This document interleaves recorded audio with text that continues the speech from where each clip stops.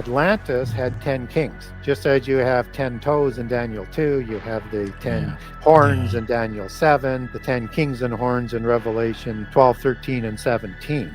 And just as you have the Club of Rome, which answers into the Committee of 300, and some say into the Council of 33 through the senior level of the order, have the world divided up into 10 groups or empires, just as the United Nations has done that. They're trying to create Francis Bacon's A Rosicrucian, New Atlantis, or the New Age, is the revisiting or the regeneration of that New Age, or Hitler's 1,000-year Reich, his 1,000-year reign. It's a counterfeit 1,000-year reign in polytheism that they want to bring about before the advent of Jesus coming. Otherwise, they're not going to be able to deceive us. And so expect a counterfeit Armageddon as well.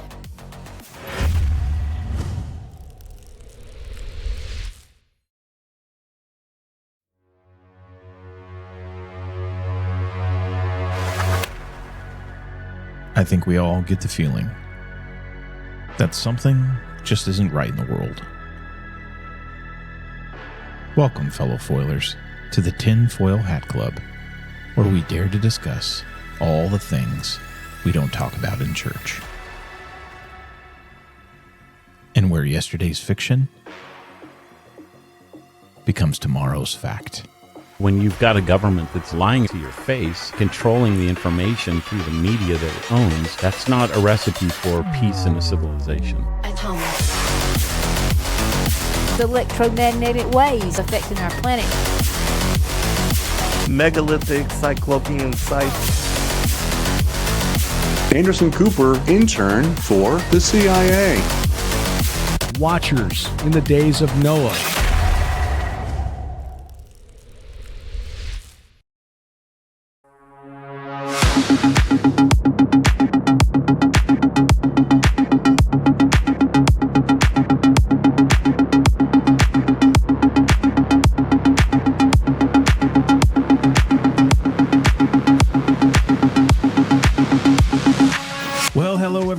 Thank you for joining us. I'm Kyle.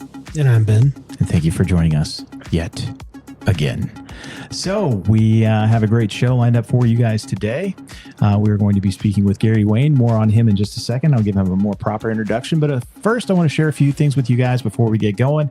That way you don't have to hear our spiel again after that. So definitely thank you for joining us. If you are catching this live, you're getting a rare experience because after this, you're going to have to wait a few weeks.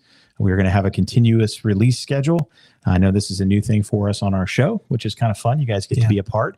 And if you join us on Rumble or the website or YouTube, you can actually write. We see all of your comments here. We have a chat feed that runs everything in here. So if you guys want to be a part of the show and you want to chat, feel free. We may even get to some of those. And depending on what your questions are or whatever the case is, we may touch upon some of that stuff. But it's a great way for you guys to interact.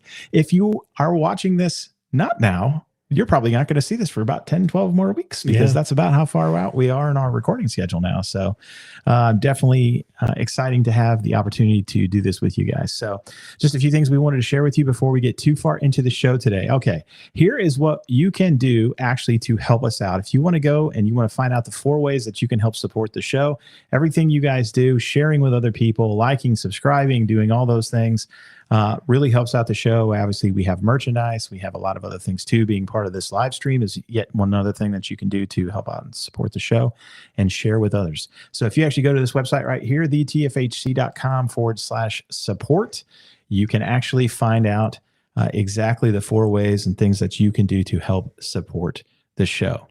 So thank you guys very much. Now, on to our guest today. So we're very excited to have with us Mr. Gary Wayne. So Gary is author, speaker extraordinaire, but we are really going to get focused on a couple different things that he is involved with, which are 2 of his books. We're probably going to be focusing on part 1 of his 2-part book series for the most part today, which is the Genesis 6 Conspiracy. You guys can see up there by him. He has part 1 and part 2. And we're going to do a nice deep dive into Genesis 6 today. And Gary promised us that he's going to be taking us places that maybe we have never gone before. I'm excited. So, Gary, thanks so much for joining us, man. We really appreciate you being here. And you're awesome for doing this, brother. We appreciate it. Yeah. Well, Thank you for inviting me to your show, and so happy to be here, and so happy to talk to hopefully a new audience, and if not, then with some old friends that might be out there that have heard me before. That's also always good because there's always more questions and always more things to talk about. So, yeah, thank you for being here, and I think if people aren't familiar with who I am, I tend to raise a few eyebrows, and that's probably because I'm a Christian contrarian. And what I mean by that is I tend not to believe what somebody says or what somebody says something says or what they saw unless I can verify it myself. So, and by doing that, I tend to end up standing in a lot of cases against the status quo dogma and doctrine, both inside and outside the church. So I'm kind of naturally swimming upstream all the time, but I've learned to swim pretty well, and and I think what I bring to the table is I connect dots for people in ways that they haven't thought about before, and I start to help make sense of not only the Old Testament but in the world that we live in, based on where we came from, how we got here, what's going on today, and what's going to happen. Yeah, for sure. Yeah, it's an interesting thing because, man, you hit so many points there that Ben relate to, Ben and I, and the thing that we were trying to do on this show too. You know, the thing that we have found is we got in and did exactly what you said. And I one of the things that popped in my head instantly when you were saying what you did is we need more contrarians in this world, and we need to stop having people just accept what has been spoon fed to us by the church, because it is so often wrong. And I am still, and I probably will until the day that I'm in the ground, shedding off a lot of, like you said, the bad dogma that I was taught in church. That when I actually go and try to find what the Lord has to say about it, right, what God and Christ have to say about it in the Bible, it is not either in there or it's an extremely polluted version of what is in there. Yeah. So that is definitely the case when we get into Genesis 6. There are a lot of wackadoo theories out there that are absolutely, quite frankly, wrong. And so we're excited to do some of this dive today. So please walk everybody through just kind of quick synopsis of part 1 of Genesis 6 conspiracy, so we know what we're talking about. Yeah, so the Genesis 6 conspiracy part 1, subtitled How the Descendants of Giants and How Secret Societies and Descendants of Giants Plan to Enslave Humankind. It is essentially a 6,000-year investigation into what I call in the book the House of Dragon, and go a little bit deeper into that dragon sort of understanding in book 2 as well, of the conspiracy that happened before the flood. That I start with Genesis 6, but it's the conspiracy of the fallen angels to bring down the Adamites and to prevent them from reaching their destination, which is to be resurrected and to become raised up higher than angels. So that's the conspiracy. And the spurious offspring, the offspring of the fallen angels, recorded in Genesis 6, as it records it, that form the Nephilim, or the giants, as it's translated into English as, were created so that the fallen angels don't have to get blood on their hands. And their job was to parade humankind into absolute destruction that it would have been, which is why God intercedes with the flood, or permits the flood, depending on your interpretation of that, to occur. And then this whole thing starts again after the flood and continues through our time. And there's a resolution in the end time to end the reign of the Council of the Gods over the 70 nations of the earth in the end time, and to send those fallen angels to the lake of fire, and to end the terrible ones, their spurious offspring, who are doing their beckoning. And so it's a wide swath through history, and it is a book that shows how the Bible intersects with a worldwide testimony seen through a polytheist lens versus a monotheist lens. Whereas book 2 shows how the world's testimony intersects with the biblical testimony and goes deeper into the Bible than anybody else has done before. So I think book 2 is like book 1 on steroids for Christians. And also I would describe it as, if you like Dr. Heiser, it's Dr. Heiser on steroids. Book 1, if you're not totally familiar with the Bible, is a better place to start, and it gives you a lot more of other perspectives, but it's written from a distinct Christian biases. Yeah. Can you get into really quick the concept of where some of these alternate theories, what some of the alternate theories are on Genesis 6? I think it's important for us to cover that. And then where they come from and why we know that the proper and correct interpretation is an angelic incursion. Yeah. So when we look at the interpretation of Genesis 6, there's a lot of interpretations that are sort of misguided. The first thing I want people to understand that it's written as part of the preamble to the flood story. And it is the context for the flood story. They are the ones who bring about the understanding of the earth being destroyed, or the earth being corrupted, I'm sorry, as opposed to the sea. And that the earth is corrupted as in decay, as the Hebrew word shakoth, decay, to spoil, to ruin. And they're the cause of the violence, and not just the violence that they can do through their superior strength, but through the angelic technology that's provided to them. That they would have destroyed that earth by fire, except that that's reserved, according to 2 Peter 3, for the end time. And that there's an intercession, and depending on whether you're reading a polytheist version or a monotheist version, God brings the flood to ensure all the names of the book of life are written, that were written in there from before creation, have an opportunity to leave their names in, as opposed to having it blotted out, which is why there's the intercession. Or in the polytheist version, it's the council of the gods that bring the flood, because of the corruption of the giants, because of the noise of the humans, and a whole bunch of other reasons that are just designed to sort of wipe humankind from the face of the earth. So when we understand that sort of context, the flood takes on a larger, more supernatural sort of understanding, and it helps to explain how we know the sons of God are angels, and in this case, fallen angels, and in this case, watchers, who produced with human females giants, as the KJV Bible translates it, or Nephilim, as some of the other translations define it.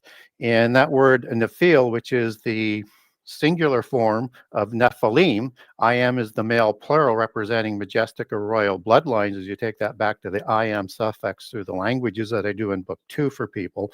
But understand that the definition of that word giant is a tribe of giants, giant, bully, and tyrant. And people will point to the word bully or tyrant and say, well, that's what it means, and so you're using the wrong application. That's half the information. So they're not denying that the other part of the definition isn't giant. They're just focusing in a wedge and a doubt into people, because the churches aren't teaching us enough information. So if we look at that word bull, that's bully, as its root word as bull, and the gods of the pantheon were understood as bulls, or fallen angels, and their offspring were also understood as bulls.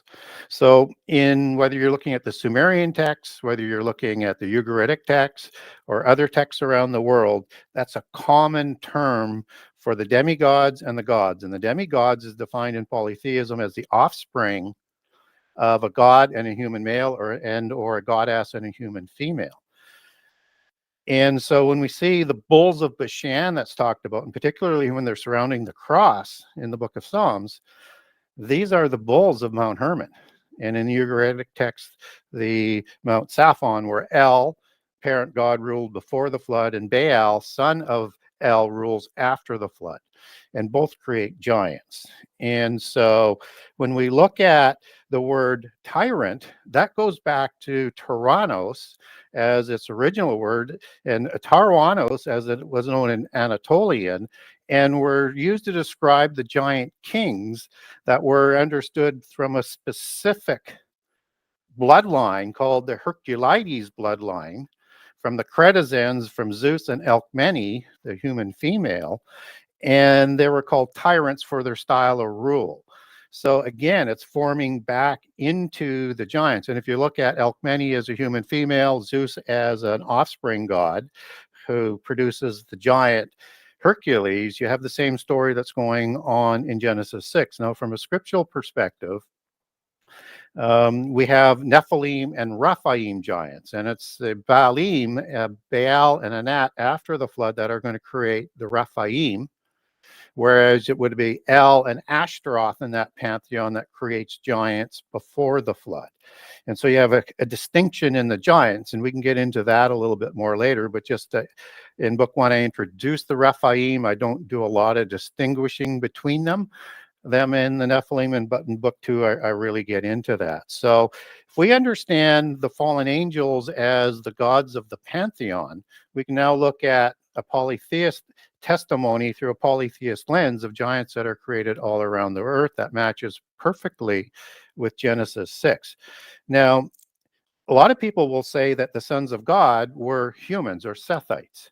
And there's 2 arguments to that. The first argument is that these are Sethites and that they were just part of the Sethian line and they produced people that were more warrior-like, but they weren't sort of supernatural. But then that doesn't allow for the size of the giants that are recorded in history, and we can get into some of those dimensions in a few minutes. And it doesn't explain the supernatural nature. And if you get into the definition of giant, it means something significantly bigger than the average type of being that's in that sort of race. There's something that has affected it.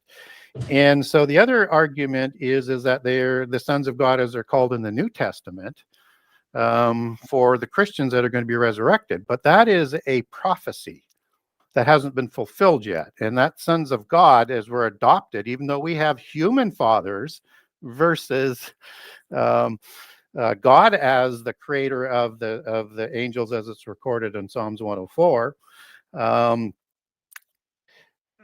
That is going to be fulfilled after the resurrection. So that's yet to happen when we're adopted. But we're not the same type of creation, and the spirit is different between angels and humans, and that's another concept. But as I stay on topic, we can also look at references in the Old Testament where it's talking about Israel that are called the children of God. And that happens in Isaiah and Hosea, and again, that's a prophecy for the end time with the reconciliation of Israel brought back into the covenant and their resurrection and judgment that's recorded in Ezekiel 37 and elsewhere, like Daniel 12 and other passages, where they're going to be raised up to be like angels as well. So again, that's a prophecy. So as you apply that to the event in the Old Testament, do we get examples of the sons of God in the Old Testament as being angels? And indeed we do. We get in Job 1:6, where you have the sons of God presenting themselves, Job 2:1, where they present themselves and Satan is accompanying there. And some people might say, well, God could have had that throne on the earth as in Eden when they were doing that. Well, that's after Eden, after Satan's fall. And we don't get scripture for God's throne on heaven where the angels present themselves. So you're having to speculate on that. But where it really gets nailed between the difference between the sons of God as being humans or angels in Job 38:4-7. And in there, at creation, and akin to what Psalms 104 is describing, you have the morning stars and the sons of God celebrating at creation. Humans were not there at the point of creation, but angels were. In the council of the gods, you get the sons of the Most High. You have and it's the same term as the sons of God because that's El Elyon as the God Most High that are ruling the council of the gods, lowercase ELL, for meaning angel or God. Uppercase L would be the singular form of the God Most High, or El Elyon. And Elohim is the plural, the I am plural there again, but in the superlative uppercase for the God Most High, and also used in a singular event or for the Trinity as well. So you have to be careful on the Hebrew when you're looking at that in Hebrew to understand whether they're talking about Ruach, Jehovah and El Elyon, or it's the singular Elohim there. And typically When Jehovah is just singular, that's when you're just going to see Jehovah, and it's going to be Jehovah of the Elohim, which is a cognate form of the word of God, or the word logos of theos in the Greek. So we have the sons of God of Most High that are ruling the 70 nations over the earth that were split up before the flood. And in Deuteronomy 32, you have the sons of Israel that you get the term for how the nations were split. That's not a mistranslation. It's just misunderstood. So you might have translations that will say angels there, and or sons of God there, or Israel. They're all accurate. And this is something that I call a dual prophecy that I cover off in book 2, where you get important information from prehistory, the time, there's important information for the time of the prophet, in this case Moses, and the taking of the covenant land and the land that God had reserved for himself and gifted to Israel. And then you have a portion of it that's going to be filled in the future, which is after the reconciliation of Israel that I mentioned before, going into the millennium. And that word Israel is a compound word. And it's a word that Jacob has his name changed to that applies to their future promises, and part of it being detailed in Deuteronomy 32. So that's Sarah and El are the two words there. And it means the ruling God, and words similar to that. And so when it says the sons of Israel, it's the sons of the ruling God. So you can apply that to angels and sons of God there, and you can also apply it to Israel as the prophetic fulfillment in part of the dual prophecy. And it's important. There's a lot of dual prophecies in the Old Testament. I won't go through them. I cover that off in book 2, but just to give people sort of cross references as to what's going on, that these are definitely angels that are talking about. And some people might say watchers doesn't show up because they get understood as the term watchers. Well, that's not really true either. Yeah, there's so in Daniel 4 has watchers 4 times. Mm-hmm. And that's the Hebrew word Air. Nebuchadnezzar punishment section, if I do believe, right? Yeah, and these are angels that come from before the presence of God, likely seraphim, as part of the 4 groups of watchers who represent the power of governance and the kingships that are permitted, and the religious aspect as you look at the responsibilities within the hierarchy, and that these watchers are good, loyal watchers. We get seraphim, for people who aren't familiar with that term, that's in Isaiah 6. These are 6-winged, serpent-faced angels as you take them back to Hebrew. And seraphim is the male plural, and they're part of the 4 watcher groups. If people are wondering what the 4 watcher groups are, seraphim, ophanim, cherubim, and archangels. And I know the standard hierarchy doesn't include archangels in the top level. They're in the presence of God. Yeah, they have to be watchers. All the watchers there, and they're always on watch. They're always awake. That's the definition of Air. And what's interesting, it's also attached to another word, satir. You take that back to Hebrew, which is sa'ir in Hebrew, which means a hairy watcher, and it's a degraded watcher. Interesting. Wow, a hairy watcher. A hairy watcher. Well, to be specific, a hairy goat watcher. Oh, wow. Oh, wow. Like Pan, Azazel, Bacchus, Ionis, Cern, Cernunnos, fallen angels like that. Yeah, and it's interesting. Some of those names that you mentioned, some we're going to be familiar with, but there's a lot there that you just covered. I want to kind of unpack a little bit. So it's interesting to me that I guess before we get into some of that, is what is the root of some of the Sethite interpretation, right? Where these, instead of angels, or watchers in this particular case, having this incursion and mating with human women and producing these wackadoo offspring, and then they produce more wackadoo offspring, which we're going to get into, that I did want to ask you your opinion on, and that's going to get into some other questions. When you read all this stuff and you start to dive into it, and you probably had the exact same experience that we've had, it seems like all of this stuff was well known to our biblical forefathers, right? This wasn't like up in the air. This wasn't a question mark. This was well known. So where do we start to see these other ideas of some kind of humanistic view, like a Sethite view? I've even heard, like you kind of mentioned, these mean, cruel rulers that rule over, and that's what the Bible's actually talking about. Where do some of these crazy other theories come from?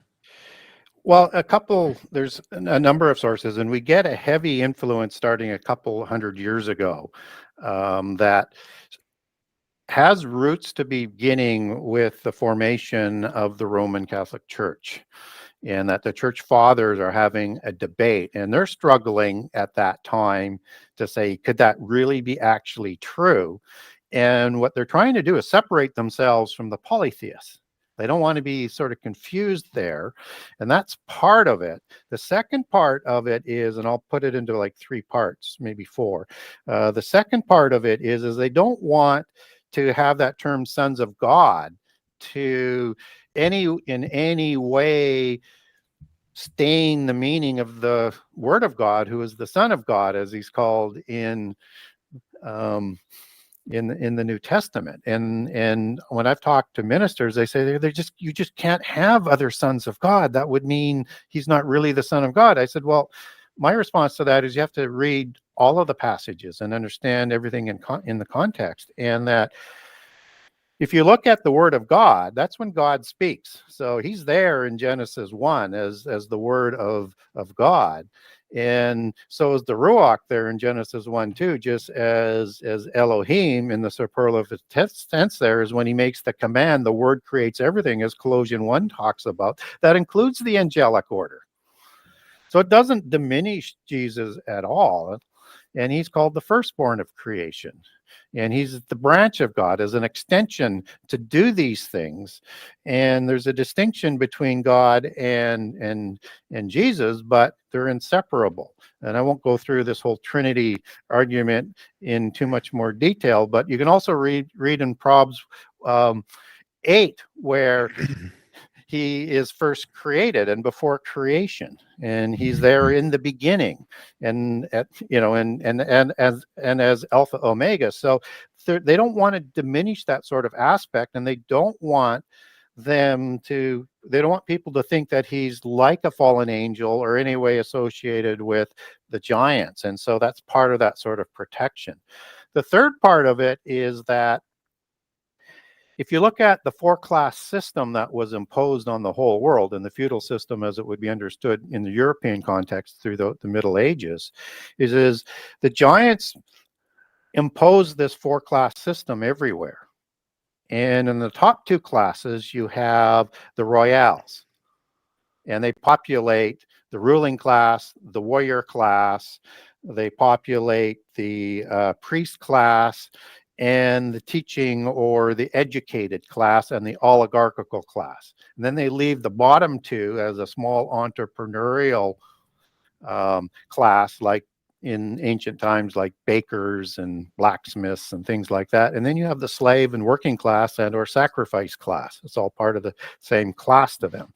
That's the same 4-class system that is all over the world. Whether you go to First Nations in North America with the bloodline chiefs, they have that 4-class system in place. And that they don't want us to recognize that we've been ruled by these royals, meaning kings of God, as you take that back in its etymology, understanding Al is a transliteration of El for an angel or a god, just as it shows up in Baal, meaning master god or Lord God. And one of the ways that the secret societies like to say Lord God, as it is in the Bible, is actually talking about Baal, even though it doesn't go back there in the Hebrew. It's Jehovah of the Elohim, as you take that back. And so they don't want to diminish that whole recognition of Jesus as being God. And again, without getting too deep into it, it doesn't, because it says he created at God's command everything. And so I think that's one of the things that they're protecting. And then the flip side of it is the sending in of polytheist moles into the Christian church to go with an interpretive approach, which is polytheism, and to suppress the knowledge of the giant so that we don't wake up and say, wait a minute, these are not all humans. These are a different species that have been persecuting us all throughout our existence. And they've controlled everything, including our current churches. And even with the beginning of Protestantism, you have this influx of moles into the Protestant churches to suppress that ideology. So now, whether or not it's in the Roman Church or Protestantism, in the seminary schools, they are told not to teach about prehistory and not to teach about prophecy. And so they're teaching about a third of the Bible, good values, but it's completely out of context. And to understand the values and why those principles have been put in place, we have to understand prehistory. And if we want to understand prophecy and the allegories, we have to understand prehistory as well, because nothing is new under the sun, as Ecclesiastes 1 tells us. Yep. And what was will be again. And it goes on to say the understanding of this only brings grief and sorrow. Yeah. There's a lot there that's going on that, again, to unpack. And it's so funny because the thing that just popped in my head when you were talking about that is, like we always say on the show, as it was in the days of Noah. Yeah. The more I study, the more I find that not only we know God's layered, right? God is very layered in what he says and what he does, has multiple dimensions to it. Hebrew has multiple dimensions to it. But it's also very much the same with Christ. And by the way, just as a fun side note, before I follow up with my question, we have on the chat over here a little gentleman you might know by the name of Justin Brown. I don't know if you can see or not, but he said, "Tell Gary I said Esau was a Bigfoot." Well, he was certainly hairy. He's just trying to sell. Hairy. That's right. He's just trying to sell books. Don't listen to Justin. And he liked to live amongst the caves. I'll right. grant that part as well. Yeah. No, it's so crazy because, as you like, as Justin's done and we've done, and obviously you've done, anybody gets into this, and which is a fantastic thing. The thing you touched upon right out of the gate is so important, is to be the contrarian, right? Don't just have somebody pouring honey in your ear hole and take it as gospel, right? Go read for yourself. And it's amazing when you do how what God will reveal to you. But one of my things that I'd written down and I wanted to follow up on that you had mentioned was this whole concept of the bulls of Bashan and like Baal that you just mentioned, and bulls in general. Is it your understanding too that when you see these things now in our normal modern day, that it's basically just in your face, a flag waving of all of this stuff? With the You're referencing to the reference to bulls and things like that. Yeah, like outside of symbols Wall Street. of the bull horns. Right. And, yeah. Of course. So everything that was done in the past, as Adam has two sons, and this is where it begins with Cain and Abel, and then later Seth. Cain never forgives God, and he's going to teach his knowledge to Enoch, who's going to create, according to polytheism, the 7 sacred sciences that we know as the 7 liberal arts, and that's going to eventually merge with the knowledge of the fallen angels. But he's going to discipline Enoch, son of Cain, is going to put that into the 7 disciplines, and then create mysticism of the sun and bull cult to protect that knowledge as it's being developed, so it doesn't get into the hands of the Sethites, or the mundane, as they'll come to look at the Sethites as. And so they have 4 goals when they did that. So one is to not give God credit for anything. 2 is to defame God. 3 is to lead people away from God. And 4 is to honor the pantheon of gods in everything they do, whether or not it's in names, imagery, icons, naming things after them. They keep it in front of our noses all the time. And so when they're using terms like bulls, they know what they mean by a bull. And that's part of the bull cult. And it's not only made famous through the age of Taurus in astrology, which is which is polytheism, and a corruption of astronomy, as they try and have everybody feel that their fates are in the hands of the starry host, Hebrew word Saba, for an army of angels, in this case, fallen angels, that are represented not only in the 7 wandering stars, but angels are also called stars, and it's used interchangeably with the host of heaven and with the sons of God and with angels. And throughout the Old Testament, you have those terms being used together. Another testimony for sons of God being angels, because they're all interchangeable terms that are used together. And so that's part of the imagery. And people will say, well, what angel is a bull? Well, you actually do have a bull in there, and it's one aspect of one of the watchers. It's actually one of the heads of a cherubim, which is depicted as an ox or a bull. And when a cherubim would take a physical form, it would take one face. One of those faces would be a bull. That's where the bull understanding comes from. And it's part of the throne of the polytheist throne of gods that rule the earth, and the multiple throne rooms that they have. And there's also 3 other faces on a cherubim that people will recognize as part of cherubs or cherubim, as they're depicted in a singular face. You have a lion's head, you have a bird's or an eagle head, and you have a human head. So you might see like a sphinx that has a lion or a human head. You'll have a cherub, which is just a different pronunciation of the CH as we do, as in the original CH is in a K in the Mesopotamian pronunciation there, as opposed to an H sound in Hebrew, where it's typically pronounced as a H, as in Horim, Chorim. That you're going to have bulls and even gargoyles, and gargoyles are the bird look to the cherubim, and they're all the same being. But when we look at reliefs in the Middle East, you can see 2 that represent the Anunnaki, and Anunnaki are watchers, and associated with the Igigi, different kinds of watchers, and that the Igigi is like associated with the word eyes and to watch, as in Ig and Iggy in ancient Sumerian, just as Ayer is to watch and be awake for watchers in heaven. And these watchers are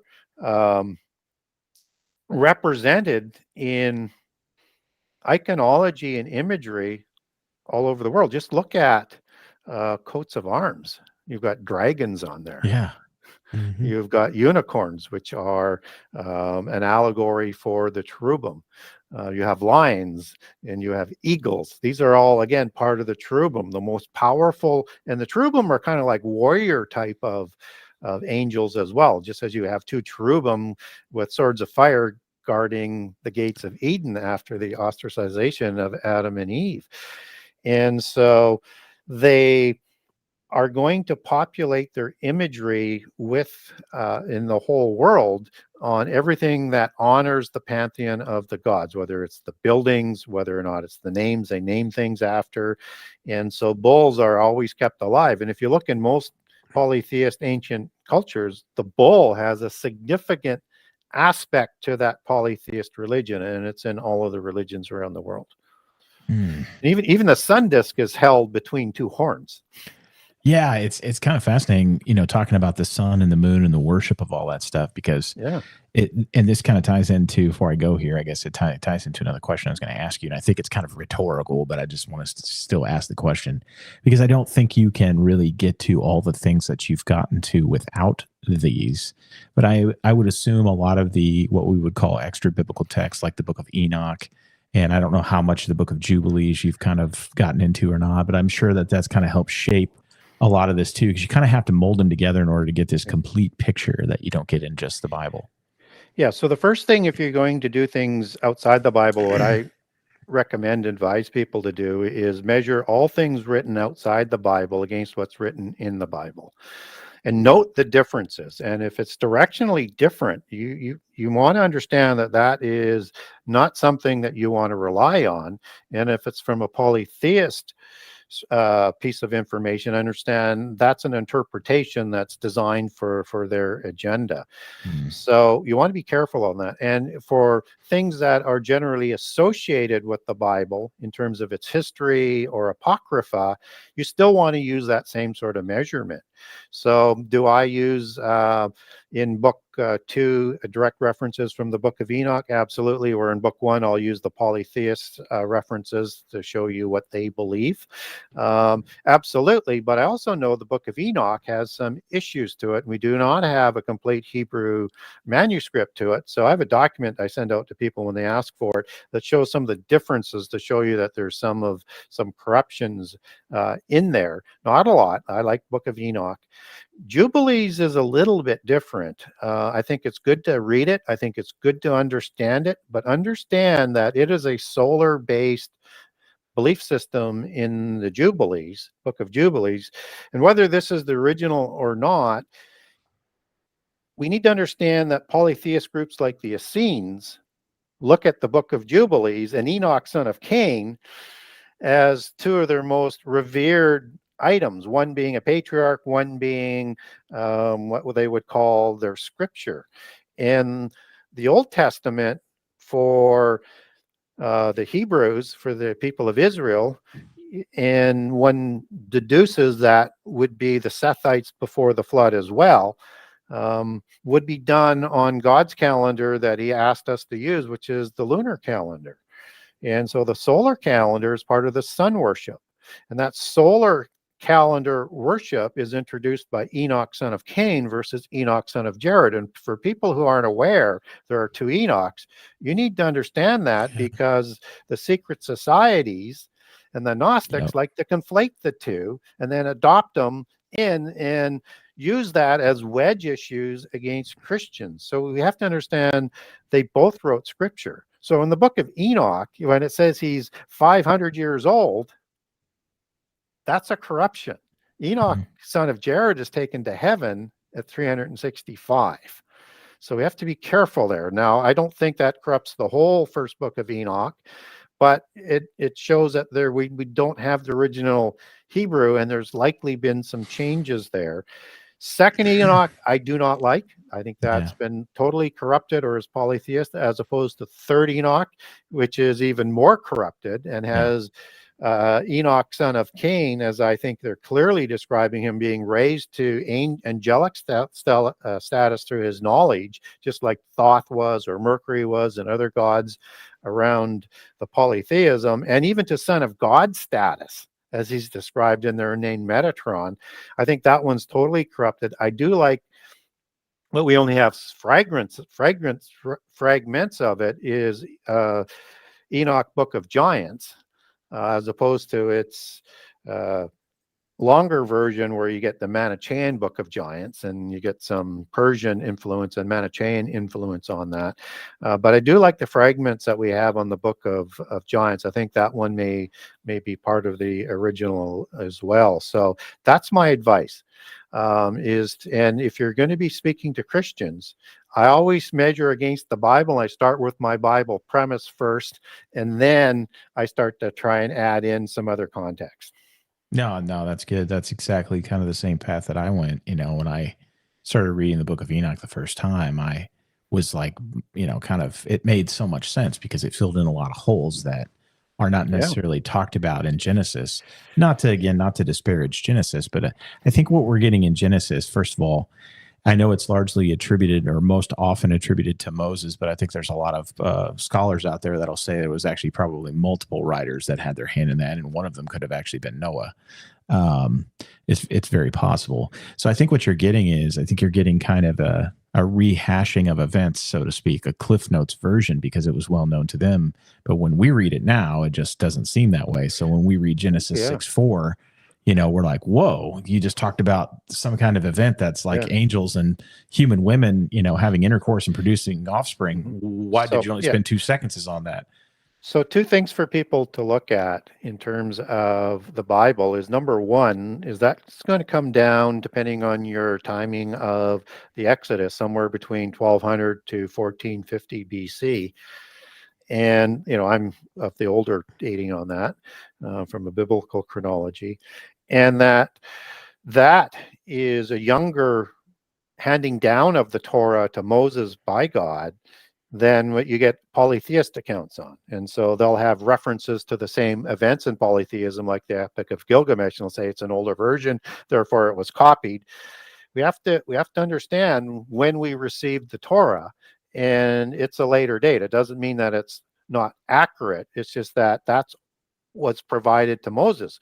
There would have been probably things that Noah had that he likely took with him on the ark that would be some of these older books that have been lost. And even after the advent of Israel, so you could be like, you have the Toledoth of Adam or the Toledoth of Noah and all these other ones that are thought to be making up and forming parts of Genesis and parts of the book of Enoch. And then you have the 70-roll hagiography that we don't have anymore. That was also part of the first temple. So we may not have the larger versions that are there. What we do know about the book of Enoch is an almost word for word is in the book of Jude, when it talks about Enoch, is pretty much word for word what's recorded in the book of Enoch. And we also have words that we can take back to Hebrew that are still utilized in the book of Enoch. And even though we don't have a complete Hebrew manuscript, we only have Greek and Ge'ez. I recommend the Ge'ez version or the Ethiopian version because it has a few more chapters. But for example, is you have an angel that's in Eden, that's likely Satan, who is the cherubim in Eden, as Ezekiel 28 talks about. And that name is Gadrael.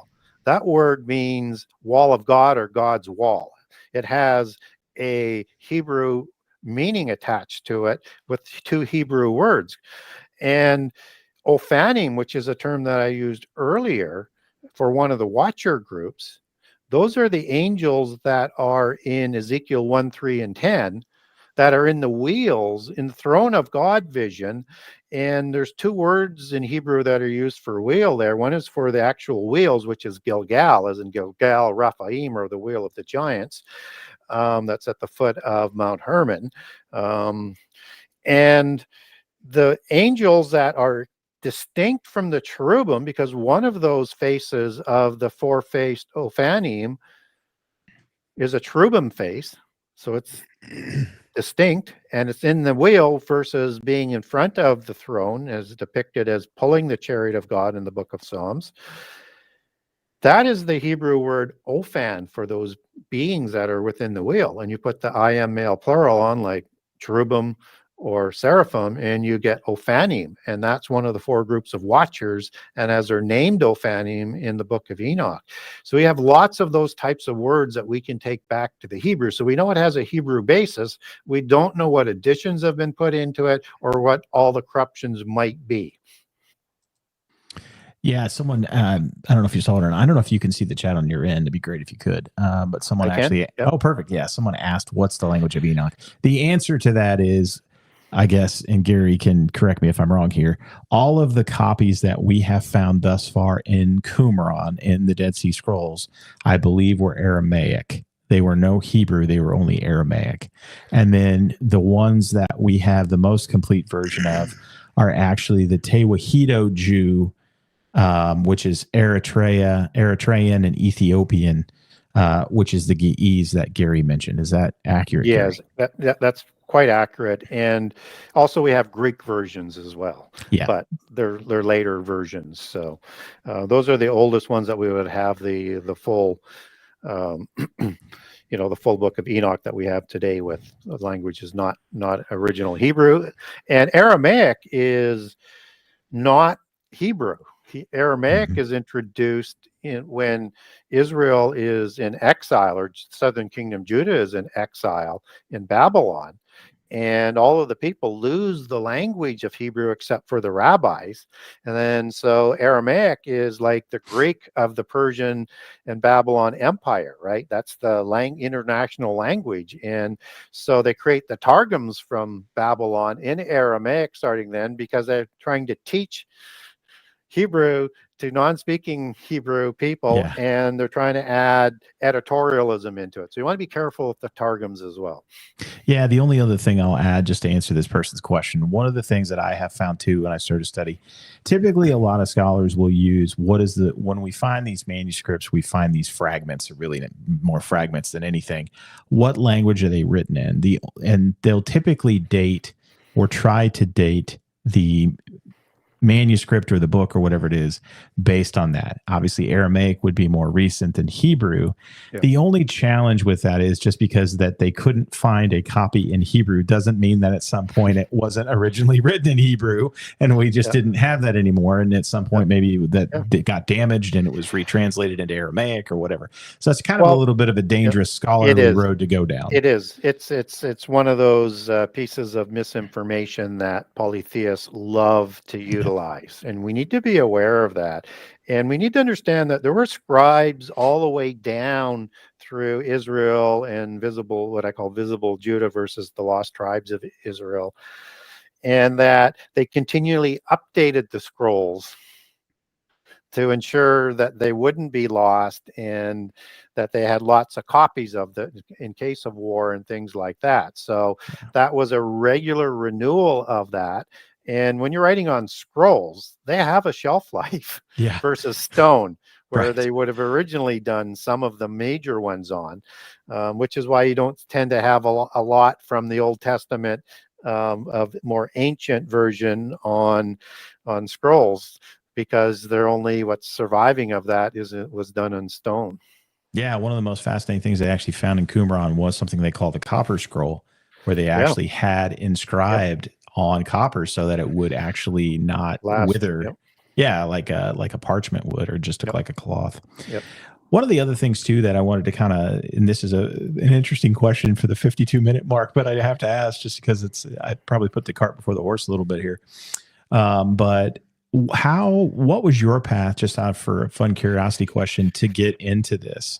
And because it kind of seems like in talking to you maybe have more of a traditional route like where we got into the church, we were taught one thing, and then as I started to dig into it and I started to scratch my head a little bit and go, things ain't 2 and 2 ain't making 4 here. Yeah. So is that kind of what your path was too? Kind of, but some distinctions. So I, after I became a teenager and was completely sort of brainwashed through the education and peer pressure, I dropped Christianity and became secular and a fan of evolution.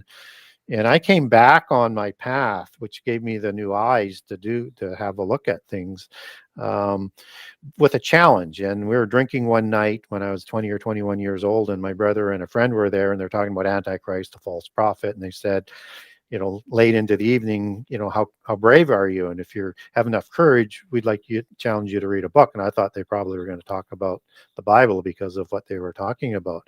But it was a book by Hal Lindsey and the late great Planet Earth. And so I read it, and it scared the socks off of me. And so I wanted to verify whether what he was saying was accurate. Was he manipulating what was said, leaving out inconvenient passages, And so I looked up the passages. They looked like he was quoting them accurately, but it didn't tell me about the full context. So the only way I could learn about that was I had to learn the Bible. And I had to start reading it from back to cover. And then I decided, well, this is such a big topic, I'm going to have to log all the prophecy narratives. And I found I was badly equipped to do that and had to reinvent how I was going to do that all of the time. And each time as I'm going through the Bible to log these passages out, you get to Genesis 6 and you get this cognitive dissonance, like giants. What the heck is that? And whatever it is, that's not what I'm here for. The problem, though, is it kept coming up.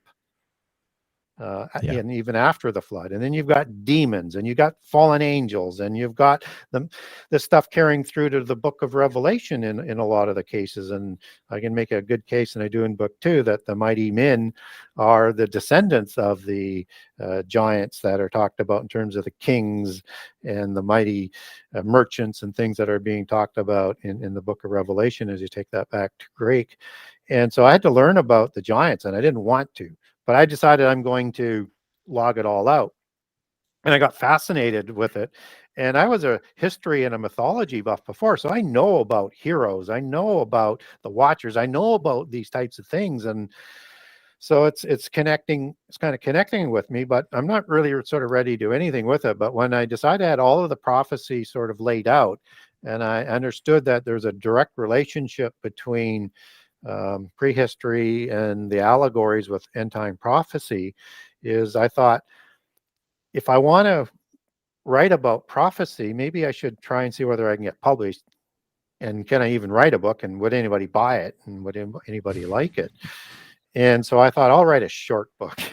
And I'll just connect Genesis 6 with Revelations. And so I wrote the first 10 chapters fairly quickly, but then I realized I needed to put more context in this. Yeah, so along the way to the Colosseum, so to speak, it went down past I never thought I would go down. Yeah, so, right. But what the main thing through that whole 6,000-year history is the bloodlines of the giants. Yes. I was getting ready to ask that. Go ahead, fire away. Yeah, how did they come after the flood? How did it all start up again? See, this is what he does. He sits over here. He just kind of waits, bides his time, and then he comes in with heavy ones like that. That's like the $1 million question. So biblically, we're not told how giants show up after the flood. And we need to sort of understand that. But we know they do. Mm-hmm. Because we get the term giants, which is typically goes back to singular Raphaim, who I explore in great detail after the flood in book 2, versus Nephilim. Nephilim only shows up 3 times in the Old Testament. Once in Genesis 6:4, and 2 times in the same sentence in Numbers 13:33, in the embellished part of the report that came back from the scouts, including Caleb and Joshua, just in the time of the Exodus. And it says that the Enoch are the sons of giants, which is Nephilim. And that's not, you have to understand that's an embellished part of the report. Rephaim is used 25 times in the Old Testament. And Rephaim is used to describe the Enochian in Deuteronomy 2, where that word says, and it says it twice to underline it, that the Enochian were giants, Rephaim, as in the male plural, as were the Horim, as were the Emim, as were all the giants seemingly after the flood. Mm-hmm. And that the scouts were talking about the Nephilim in an embellished way, as they're describing the Enochian, which had 3 Enochian kings, Sheshai, Ahiman, and Talmai, named several times throughout about during the time of the Exodus, and even into the days of the Judges early on, when they're finally killed, those 3 Enochian kings. And that these giants were used to scare the Israelites, even though the Enochian were giants, and the word Rapha is 7497 for giant, rooted in 7495 heel and 7496, all part of the same extension out of 7495 to heel, as in demon spirits in 7496 Rapha, evil spirits, words like that. They're all related, and the derivative words have carry partial of the meaning. So in the Ugaritic text, for example, where you get the Rephaim being created by Baal and Anat, they are healers. They can heal themselves and they can heal others. And most translations like to refer to that as describing them as healers versus the other options that they could have selected for that. But they're also described as giants, or Gibor or Gibborim, and they're also dynastic kings. So we get all of that meaning in the Ugaritic text, which just fits perfectly with kings like King Og, who is king over Edrei and Ashtaroth, and he's the last of the giants, or the remnant of the giants after the flood. And Rapha there is the Hebrew word for giant. Giant is translated one other time in the book of Job when it's describing an individual as a giant, and that's the Hebrew word gibor or giborim, which is the term used to describe the giants in Genesis 6:4 with mighty ones or heroes, depending on the translation that you're talking about into English. And so giborim shows up 154 times in the Old Testament, not always to describe a giant, but most often to describe a giant. So with that sort of on the table is we have to be careful with the distinction between Rephaim and Nephilim, but how do giants show up after the flood? Because we have these Rephaim giants showing up after the flood. So there's only a few ways that can happen. And there's kind of like three different buckets. So one bucket, which is my least favorite one, is somehow on the ark through the wives. Ham. And I understand that you could have them as Ham as a giant, but that's a Gnostic belief, by the way, as opposed to a monotheist belief. But the more monotheist one is through the wives. And so I don't think that that's possible, but because we're not told how, you have to leave that open. I think it's unlikely you could have giant genes and the four races embedded into the wives. That gets too complicated with such few people to have that sort of work afterwards. And I can make a case for second incursion after the flood, and I do, but I just don't have that smoking gun verse, even though Genesis 6:4, Genesis 6:4 says that they went to the wives again. We don't know when again is, but you can get awfully close with that in other passages. That's why I leave a small crack open. Another way is that they were helped by fallen angels, either on the ark with another ark, like in the Epic of Gilgamesh, in Upnapishtim or Uzziah Zudra, in those accounts is a offspring of the gods and a human, and is 2/3 God and 1/3 human. Definitely a demigod. Deucalion and Pyrrha are the Greek Noah, and whoever Noah's wife's name is, we don't have that biblically. We get other names, but there's different names that are used for his wife depending on which apocrypha that you're reading. Typically Mzara is what I think. Mzara or Nama is another one that is also used. That's an interesting so you want to one. be careful. Yeah, you want to be careful with that, and because there's be multiple names with Nama, right? But we don't get the name, and so fallen angels could have helped them on another ark. And Deucalion is the offspring of Prometheus. So he's a giant, just in the Greek side. These are giant accounts. And you get giant accounts of survival all around the world. So that's a possibility. I favor second incursion, and I make a very good case for that in book 2. And how you get there through biblical passages. But it's still, you don't have written in the book of Genesis that Baal and Anat created the Rephaim, right? Or the Baalim did not. Yeah, it would be nice, but we don't. So a lot of people will also say, but that doesn't really stack up survival somehow, some way with what it says in Genesis 6 and 7. Well, you can make a legal argument, which is, again, why I leave a crack open for survival. Not only is it recorded in polytheism, but biblically it says God was going to destroy everything he created from the earth, not from the sea, but from the earth. And he did not create the giants.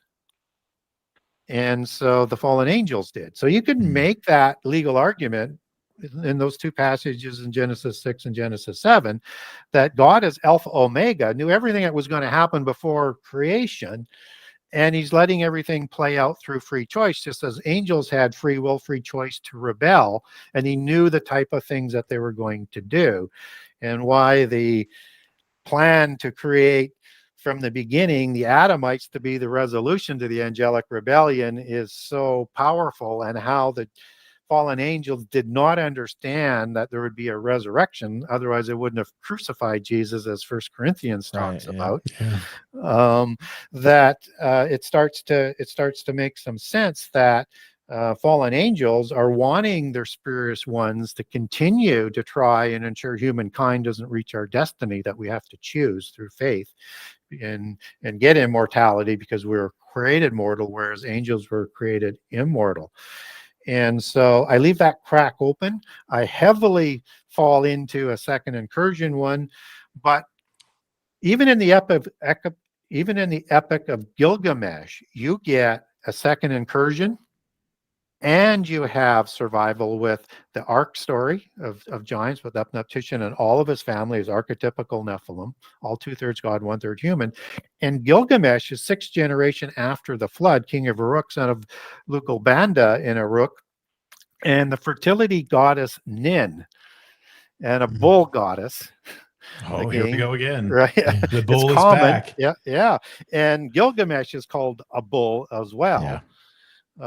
Right. And just as you have the image of Orion as a giant from before the flood, who is trying to slay the bull in Orion as part of the polytheist allegory, goes with that. This is common. So you have a second incursion with Gilgamesh, and Enkidu is created to offset the evil of Gilgamesh. And then you get 2 accounts of giants being created in Greek mythology before the flood that did all of the wars, and then you have a second class of giants that are created at a later date. And how that works and how you start to understand this, if you want to understand prehistory, one of my pieces of advice for people is understand the difference between parent gods and offspring gods. Mm-hmm. Parent gods created giants before the flood. So in book 1, I document how El created giants. In book 2, I talk about Baal and the creation of giants as an offspring god. In polytheism, the offspring gods slay the parent gods and take over. They usurp power. Problem with that is these are immortal beings, so you can't kill them. Yeah. But what did happen to these parent gods is at the time of the flood, all the ones who violated the laws of creation and created the terrible ones, both before and after the flood, and terrible ones is one of those terms of giants in the KJV, like in Ezekiel 32, Isaiah 25, Isaiah 14, and elsewhere, from Hebrew Erit or the Eritim. These are ones that are also in the pit prison where the parent gods go. So in Ezekiel 32, the spirits of these giants are in the pit prison in the sides. And then El, the mighty ones that are also speaking to Pharaoh in that dual prophecy there, another dual prophecy, is the Hebrew word El. So you have angels and you have the mighty ones, or the Gibborim, that the terrible ones spirits are in there along with their parents. So after the flood, the offspring gods take over. In this case, Baal is the son of El. Zeus is the offspring of Kronos. Anki and Enlil is the offspring of Anu, and on and on and on around the world, because it's the same story. And they all create giants. And so, but they disappear too. And so they're sent to the pit prison as well.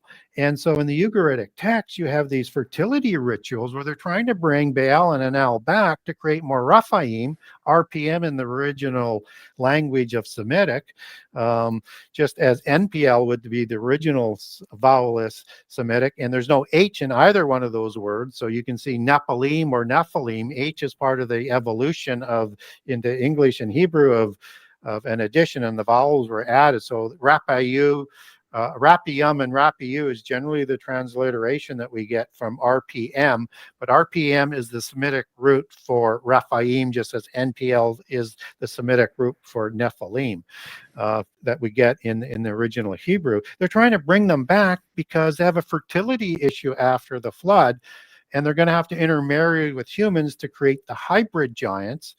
Like the Amorites, for example, or the Amalekites. And how do we know some of these are hybrids?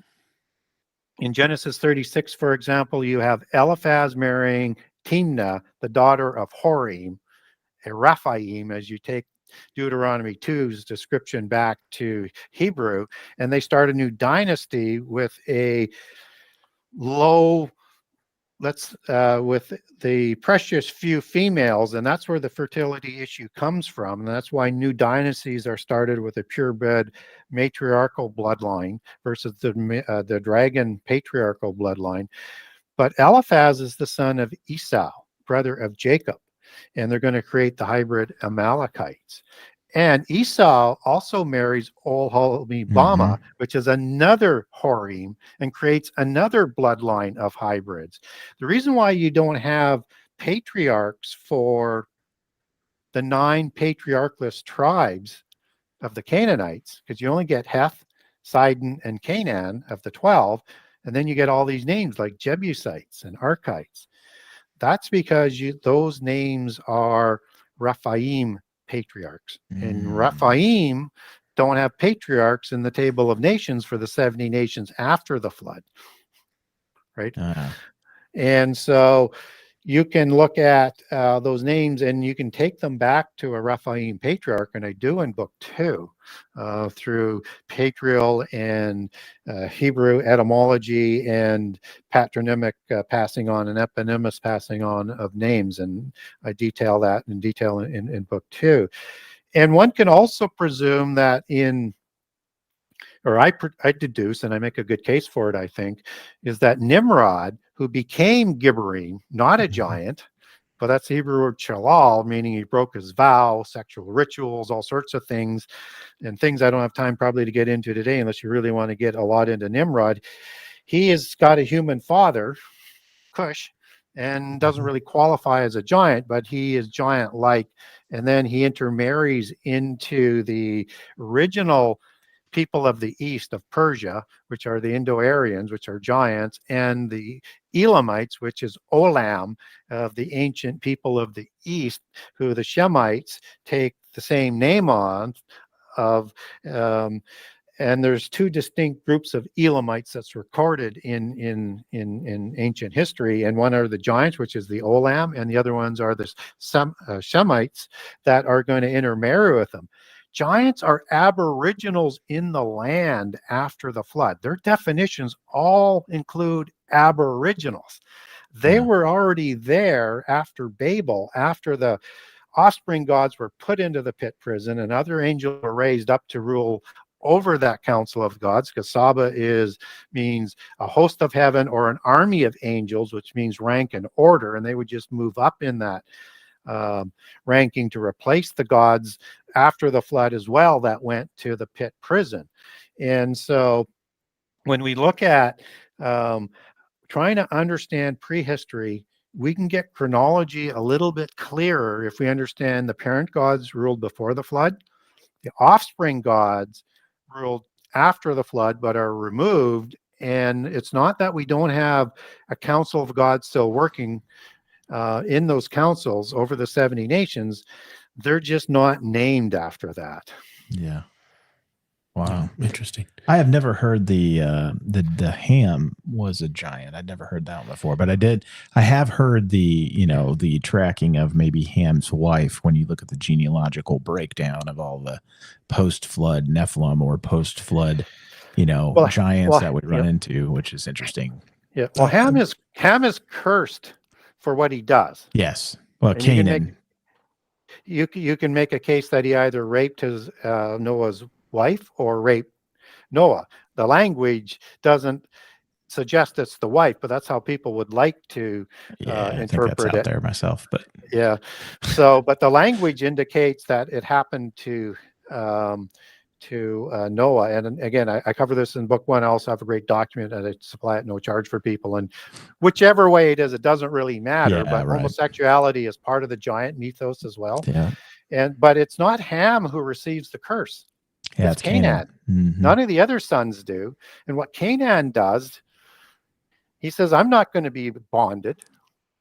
I'm not going to be a slave. I'm going to move to the covenant land amongst the Rephaim, supply daughters to create the giants. And so this has an inference there that if giants were created after the flood, then he supplies wives shortly after. And that Mount Ararat, that actually is Hebrew for curse. So this is the curse for the time where the curse happens. And that even before they are dispersed at Babel, Canaan is supplying wives to the fallen angels to create giants to be the aboriginals in the land that the people of Babel are going to move amongst. And then that Heth and Sidon will continue in that understanding, because Hittites become intermixed with the Indo-Aryans or the giants and become thought of as not a Canaanite tribe by a lot of seculars, but as Indo-Aryan tribes. But that's just the intermarriage that is going on there. And so they're going to create something that in the Egyptian execration texts and other texts describe as the Shazu, which were living amongst giant tribes like the Enochian, but they weren't as tall. So they were averaging 6 to 9 feet tall as the measurements come out, versus, let's say, 9 to 20 feet tall for post-Diluvian giants. And post-Diluvian giants would be smaller than antediluvian giants. So when people look at Amos 2:4, they say, well, they had to be bigger than 7, 8, 9 feet. Well, that's a simile there, where it says they're like the cedars of Lebanon, and as strong as the oaks. That is a simile there, or a type of metaphor in the language. So it can't be exact, because these cedars of Lebanon, they grew to 50 feet tall, or 50 feet wide and 100 feet tall. Again, the perfect 2-to-1 height to width ratio for most of the giants, just as they're called stout in the Old Testament. That's not meaning fat. That means just as the bed of Og was a 2-to-1 ratio of 9 cubits to 4, and he was the king of Uruk, or king of Edrei and Ashtaroth. And just as Josephus says, you measure them on a royal cubit as royales, which is 21 inches versus a standard 18, he would have been closer to 15 feet tall, with the bed being about 16 feet tall, but somewhere between 12 and 15, and 4 to 6 feet wide to fit in the bed. Now, Gilgamesh is a little bit bigger. He's a dark-haired giant, and there's a different watcher involved here. And that he is described not only in the Ugaritic text, but all the various ones through in Sumeria with the same dimension of 11 cubits tall and 4 cubits wide. He'd be 19 feet tall as the king of Uruk and 7 feet wide. Goliath on that cubit, and particularly as the king of Gath, who Ashish replaced afterwards, he would be 11 feet 1 to 3 inches tall on a royal cubit, and he's described as stout as well. But we don't get his exact sort of width, just as height. And even on a common cubit, he'd still be 9 feet 9 inches tall. But all the royales are the descendants of giants. Yeah, Ben, you had a question. Yeah. It wasn't a question, it was more of a comment. I always think that the scariest verse in the Bible is, "Then God remembered Noah." I always think that is like the scariest verse, because where was God? I bring that up like all the time, and it's like, well, it's interesting, and it is scary that he may have started all over again. Just as God favored and remembered Moses, he threatened to start all over with Israel. Yeah. And not for, if it wasn't for Noah pretty much walking with God and being holy and pure, not only of physical nature, but of a spiritual nature, like Enoch, he might have started all over again. And if Moses wasn't so loyal and with the spirit in him, even though he wasn't perfect, he would have started over and threatened to. Yeah. So there had to be a time too, kind of in that Abraham time. That's one of the things that I've been kind of studying more and more.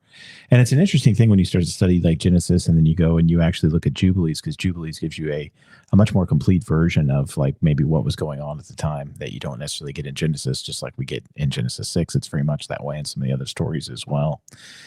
And it really gets into a lot of what we talked about today with the worship of the sun and the moon and the stars and all of this celestial worship, right? And really what you get that you don't necessarily get in the Bible is that Abraham made the conscious decision to move away from the polytheistic worship and go back to the monotheistic worship of God. And so that's why God's like, hey, I can do something with this guy. He's pretty awesome. And he may have been the last monotheist. Yeah. So shortly after the flood. You kind of have to think like, the way we're going here, this is not looking good for part 2. Yeah. And I don't know if God's going to go for a part 3. And that would continue that, Israel would be the small island amongst the sea of Gentile populations and polytheism. Yeah. And so that's sort of the way it has been throughout our history. Yeah. And it's very scary. But I think, God understood as Alpha Omega, and he's looking for people to step up, but everybody still has to choose. That's right. That's not fate. Yeah. And so if Abraham perhaps wasn't prepared to go right down to the point of sacrificing Isaac to show his loyalty, maybe, and he did sacrifice him, Abraham probably gets killed by God and he starts all over again. Yeah. Right? Yeah, it's a fascinating rabbit hole to go down for sure. Yep. I just want to say, you had mentioned something earlier about Gary's original intention was to start off and write a short book on all this. And I just want to state that the Genesis Conspiracy Part 1 is 816 pages. That's what happens when somebody starts off and wants to go from Genesis to Revelation and try to make it a short story. It's hard to do because you find so many rabbit holes to go down. But I want to shift gears a little bit for our last little bit of time here, and we're probably going to have you back. This is my secret ploy to get you to come back, because we've spent a ton of time on the topic and title of the book, but we really haven't done a much discussion on really the subtitle of the book, which kind of takes us on a hard 90 in a different direction, which is how secret societies and the descendants of the giants, because we've covered the giants very well, I think, at this point, plan to enslave humankind. So I want to kind of spend the last little bit of time kind of going down that road, and then I guess we're just going to have to have you come back and talk about probably more of it. So go ahead and make that right-hand turn for us and talk about how we go from what we've talked about into some of that. So as I was adding in book 1, polytheist accounts around the world, because I'm a mythology and history buff as well, I kind of thought that Christians might need some context. So then I had to learn all about these other religions. I had to read all of the Vedas. I had to read the Gnostic scriptures. I had to read the Popol Vuh. You name it, I read it. So I was giving context to the polytheist cultures around the world. And it's the same pantheon, by the way. It's just different vernacular names to the same pantheon. And it's this root religion that goes back into Genesis. And as I was researching that, I understood the creation of the 7 sciences and the creation of the sun-worshipping bull cult by Enoch, son of Cain, is in this sort of intermixture of this religion.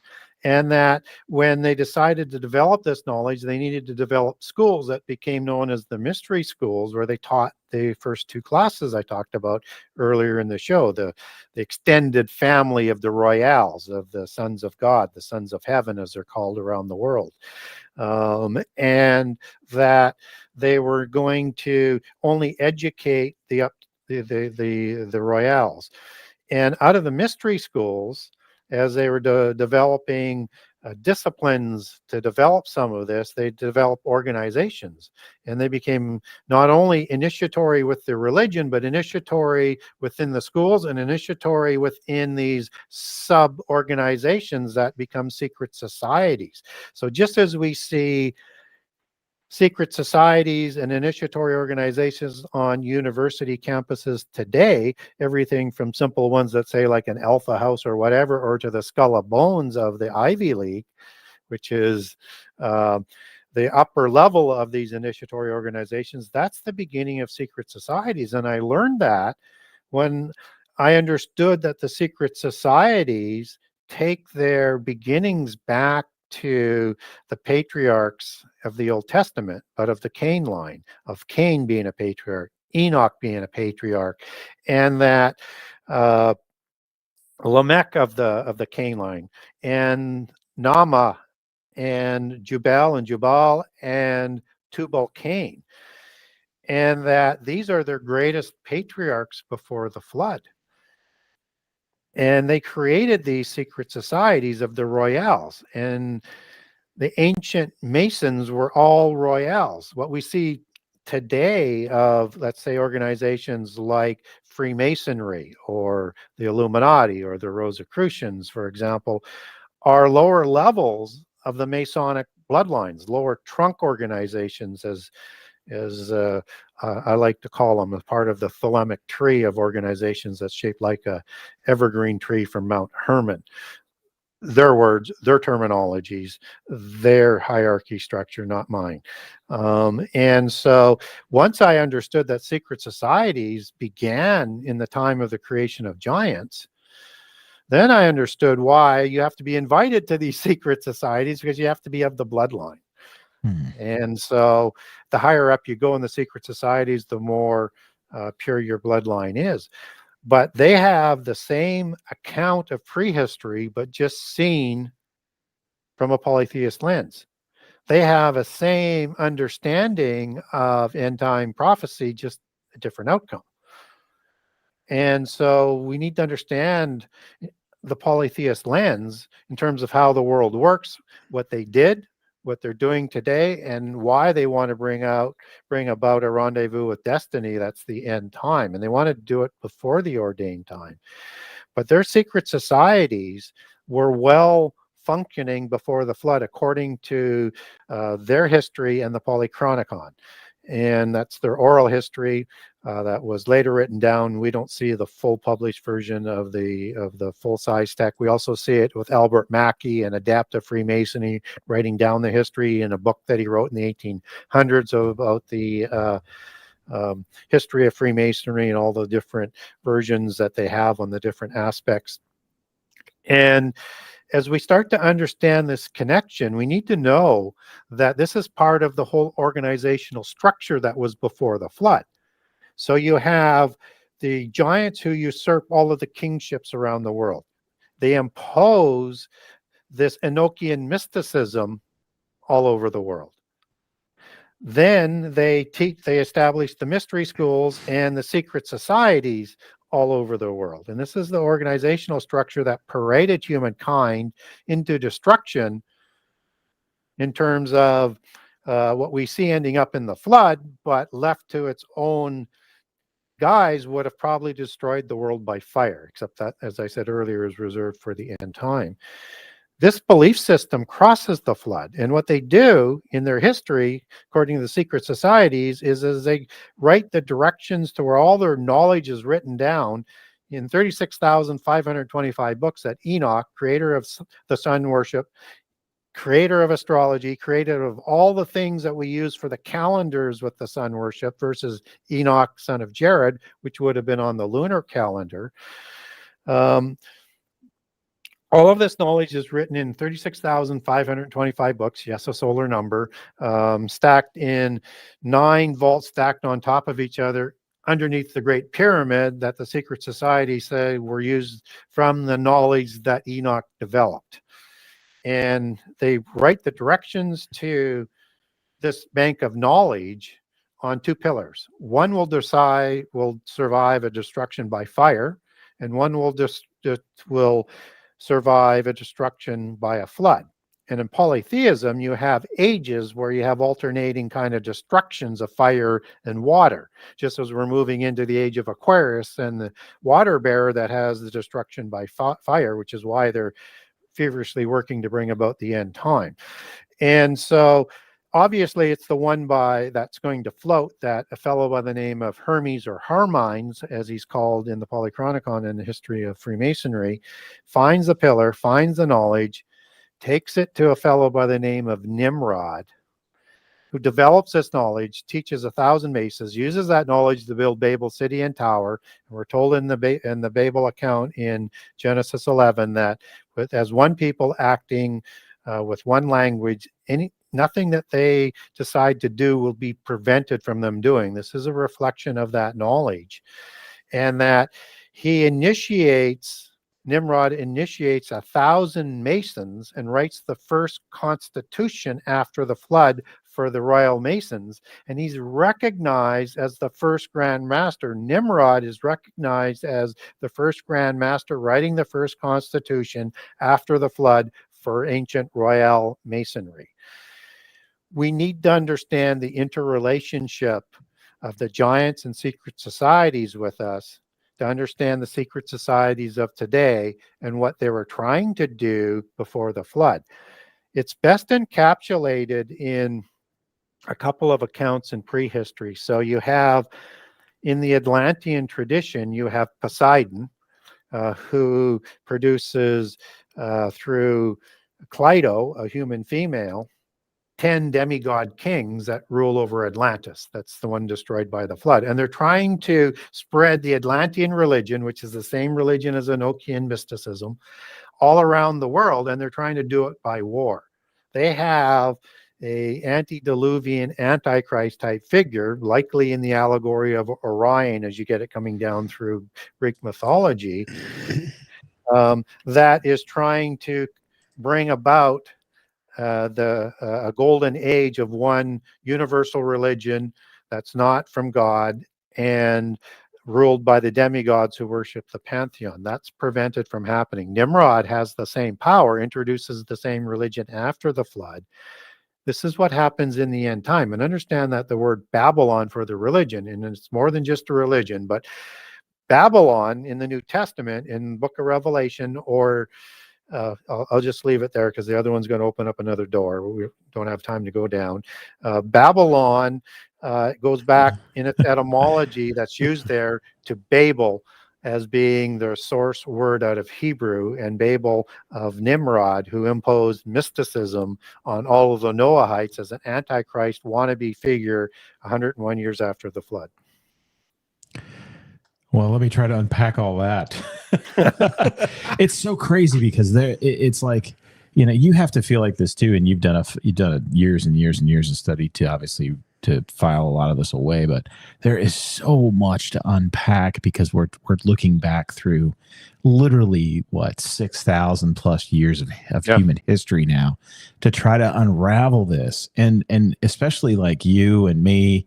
Ben's different. He was lucky. He was raised in a stronger faith in church because his father's our pastor, and his father's always done a good job of really getting into a lot of these things. So I'm always envious of him and his upbringing. But for you and I that have come through the more modern church system, you've got all of this debris field that you have to try to like sift through to try to find the wormhole to go down to get this stuff from the past to make it make sense. But you have to understand their arguments within the church against you so that you can take those arguments on.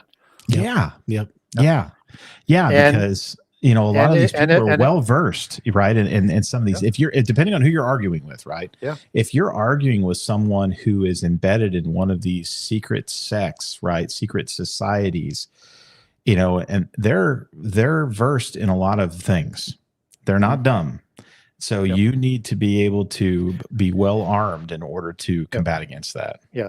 And try and recognize some of the tactics that the arguments are used. If it's somebody who's just said, I believe what I've been taught in the church and I'm making all of these arguments, they're going to eventually recognize somewhere along, maybe not all, but most, they may just say, I may agree to disagree. That's fine.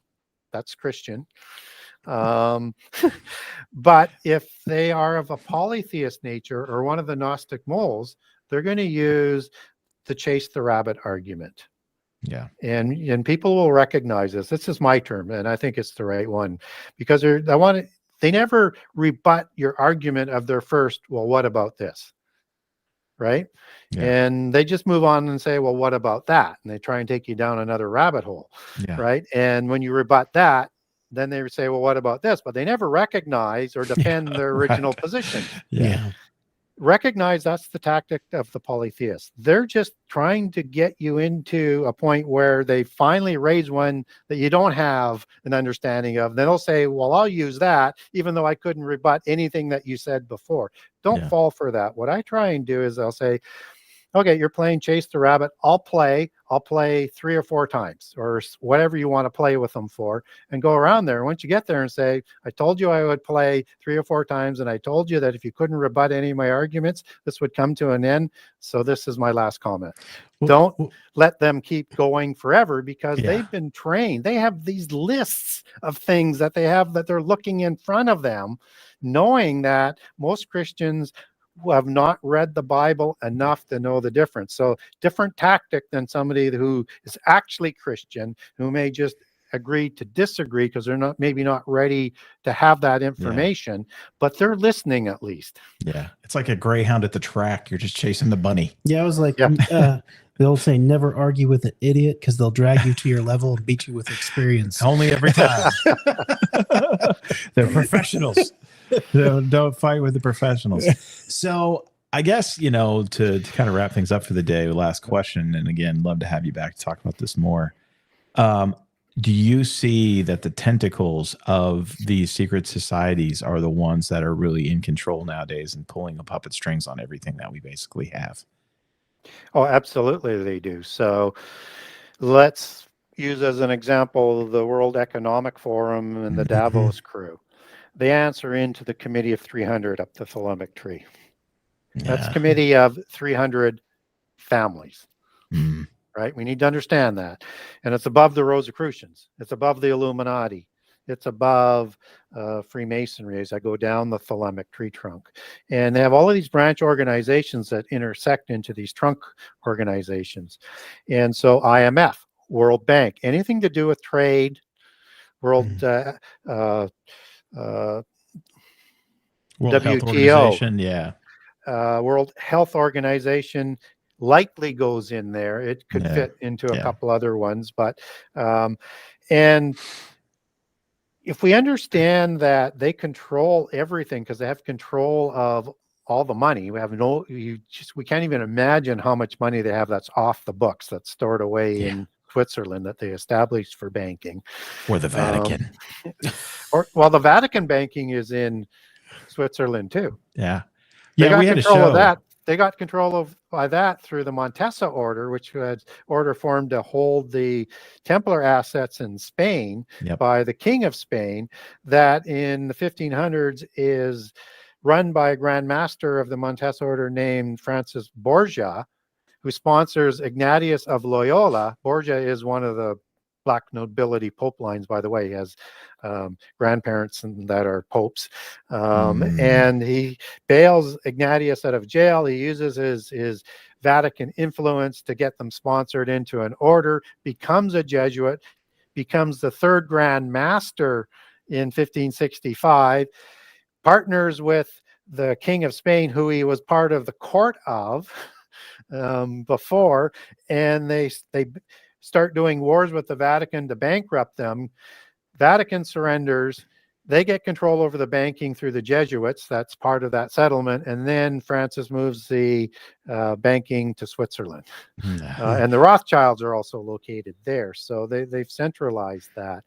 But it's really important to understand that that is a order that is a derivative of the Knights Templar. The Knights Templar was the central organization for all the modern lower trunk orders that we have to this day, so that they wouldn't have all of that centralized and to be taken down in one complete swoop.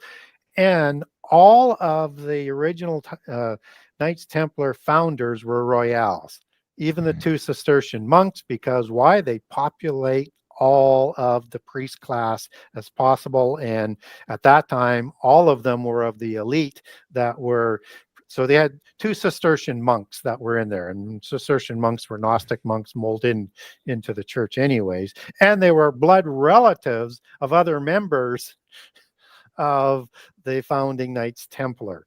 And that's just the modern wedge of the Royal Mason organization. So when they talk about Masons, unless they're talking just using terms that they don't know what they're talking about, Mason is the term for the ancient Masons, the Royal Masons. Freemasonry is founded after the fall of the Templars and populates the lowest level, or the first level of adept, which is third degree on the York Rite. And divided 11 times is the newer version of the Scottish Rite, which is a 33 degree adept. Illuminati is above that. Then you have the Rosicrucians in the trunk order. Then you have the Committee of 300. Then you have the Council of 33 Families, where the invisible ones come, and they're the ones who are trying to restructure the Templars after the fall. Actually get close in 1317, but there's a falling out where they poison the Pope, and they're going to have to go with a decentralized location until they get the new Templars, the Jesuits, back in the church. And then above the Council of 33 Families are the 13 families. That's the Western bloodlines. And there are other bloodlines around the world. Jeez. It's head swimming. How vast. I think we kind of know it, we sense it, we feel it. Yeah. We may even know some of it, but it's literally just so vast and so head swimming. And the other thing too is, obviously it's our mission to fight the good fight while we're here and while we're, still on the earth and all these things. But it's easy to see, how clearly, as we get closer to the end times, which is the last question that I want to ask you today, just to get your take. We typically do this with everybody here that we have on the show. And if you feel comfortable answering, by all means, and if not, that's fine too. But, you can just feel that this is becoming more and more overt too. It used to kind of like hide behind the scenes, but now it's becoming more and more in your face and more overt. They hide less and less.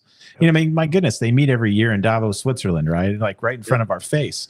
They come out and they say by 2030, you will own nothing and you'll be happy about it. Yeah. They don't hide any of this. So when you look at all this in totality, and then you compare it to scripture and what Christ said in Revelation and everything, how much longer do you think we have before the curtain gets drawn here?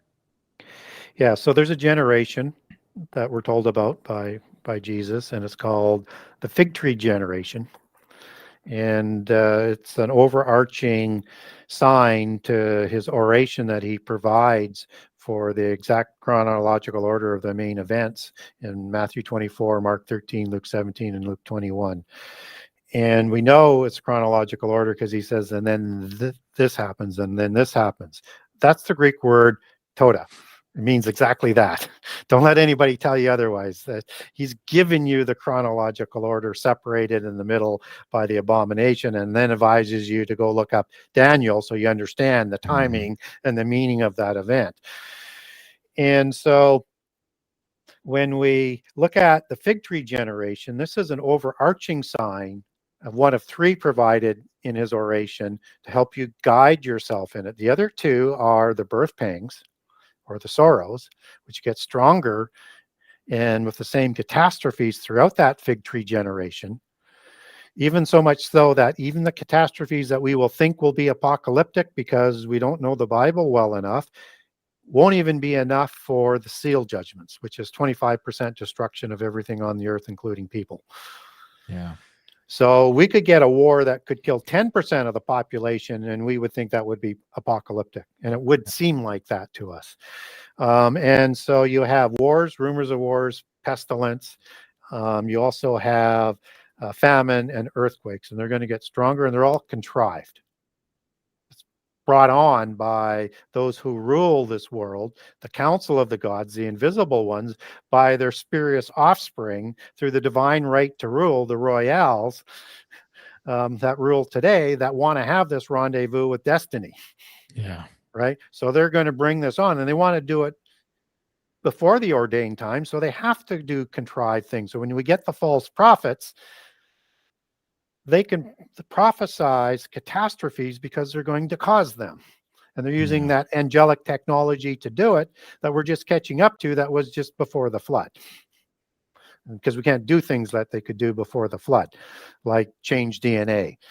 That's part of the Shekaf, ruin, destroy. They ruin the DNA of all the animals and most of the humans and the plant genomes. That's part of the whole understanding of the days of Noah, which is the second and third, or now on the third overarching. And in book 2, I actually do the days of Noah as a full chapter to show you how that can mean a generation or the years of, and how it's used in end time prophecy to talk about a specific generation and the events that happened in those generations, which is more than just the violence that people just like to say it's violence and godlessness. Yes, it's that. Yes, it's the violence. And by the way, the violence was caused by the fallen angels, and as they passed on that knowledge to the giants, Azazel in the book of Enoch, not from scripture, but additional context that provides a little bit of explanation here, taught all the arts and crafts of war to their offspring. Yeah.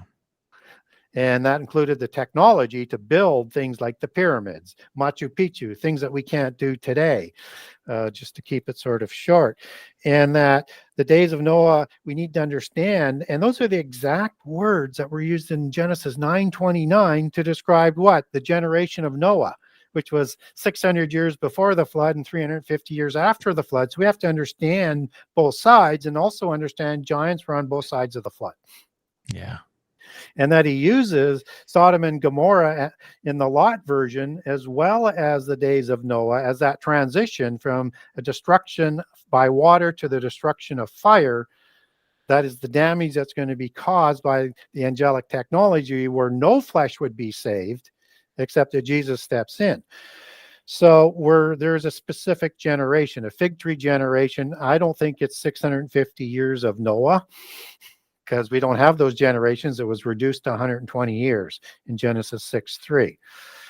And we know it's 120 years because the math doesn't work between the time Noah starts his commission, goes on the ark, is only 100 years, and the Hebrew doesn't say that was the meaning of the time that the spirit would dwell in human. I mean, take that back to Hebrew. You understand this is a elimination of the body living forever.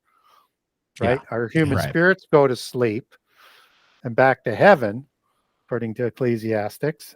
And the demonic spirits, which are counterfeit spirits, don't go to sleep, but they're not permitted into heaven. They're either going to the pit prison, wandering the earth, or somehow they get into Sheol and Hades, which is their belief system, that if you have enough knowledge, you can get there. But with the days of Noah as a generation, I would look at three numbers: 40 as the wilderness number of a generation in the wilderness, 70 as the book of Psalms talks about, or 120 years in Genesis 6. And then you have to know what the fig tree generation is. And Judah, without getting into too much detail, is understood as the fig tree, an Old Testament allegory of God's garden, and is said to be figs in the fig tree, just as the vine is the allegory for the northern kingdom of Israel that will awaken in the last 7 years.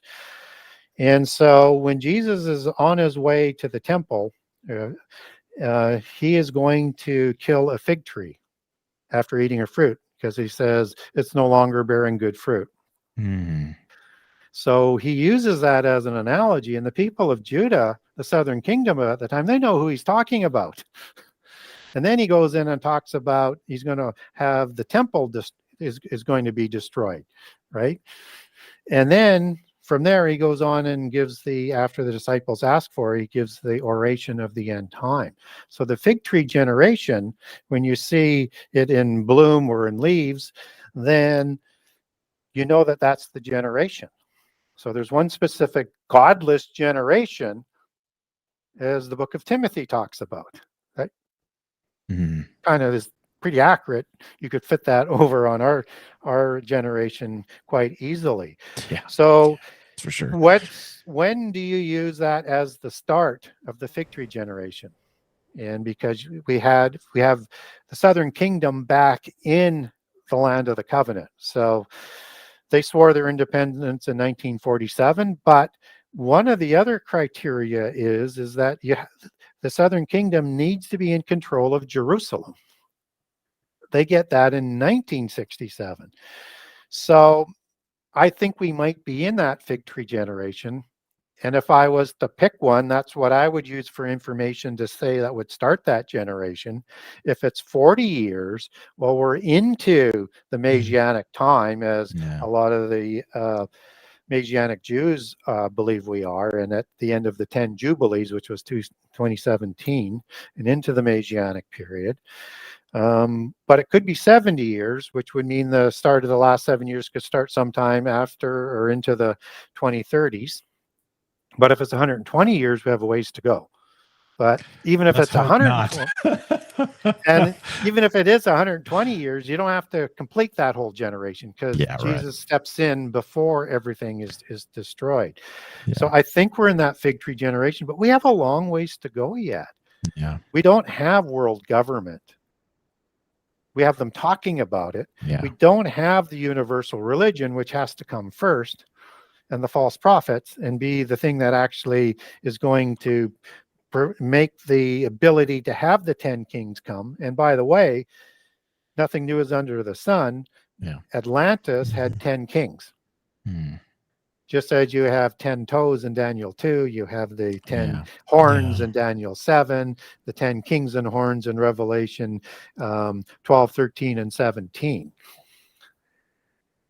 And just as you have the Club of Rome, which answers into the Committee of 300, and some say into the Council of 33 through the senior level of the order, have the world divided up into 10 groups or empires, just as the United Nations has done that. They're trying to create Francis Bacon's A Rosicrucian, New Atlantis, and that allegory of the New Atlantis or the New Age is the revisiting or the regeneration of that New Age, or Hitler's 1,000-year Reich, his 1,000-year reign. It's a counterfeit 1,000-year reign in polytheism that they want to bring about before the advent of Jesus coming. Otherwise, they're not going to be able to deceive us. And so expect a counterfeit Armageddon as well, that Antichrist takes credit for, to kind of fulfill part of that pedigree. So we have that to be fulfilled. You have this major stumbling block of sacrifices being done on a wing or an extremity or overspreading of the temple, as it's described in Daniel 9. That Antichrist enshrines as part of those last 7 years in the end time, Daniel 9:26, where it talks about the time of the end. That's the Hebrew word ketz, that means the last days, the end time. So that last 7 years has been reserved when all vision and prophecy is going to be fulfilled, and we get the introduction of righteousness, or the reign of Jesus for the true millennium. And in the middle of that is when the abomination happens. And so we have that last 7 years that has a set time, but we don't know exactly when that's going to kick off. But I think that coincides with about the timing of the opening of the seals as well. And one of the things, and we don't have time to go into it today, but understand that the book of Revelation is the testimony of Jesus, just as he's the spirit of prophecy and the word of God of prophecy, that was given to an angel to provide a vision to John that he went to see in spirit.